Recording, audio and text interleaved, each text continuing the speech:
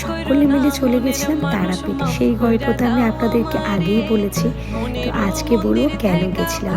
তো মায়ের কাছে আমি অনেক দিন ধরেই মানত করে রেখেছিলাম যে মাকে আমি একটা সোনার নথ দেবো।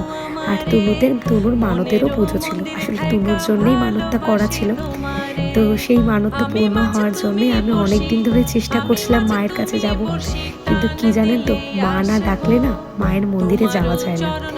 তো ফাইনালি মা আমাকে ডেকেছিল, তো সেই জন্য গেছিলাম।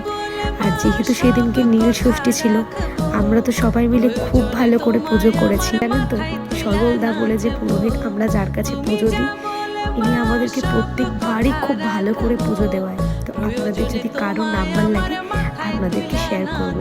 আর দেখুন, মা নথটা পড়ার পর মায়ের মুখটা একদম অন্যরকম লাগছে। সত্যি আমি ধন্য। আমার ভিডিওটা কেমন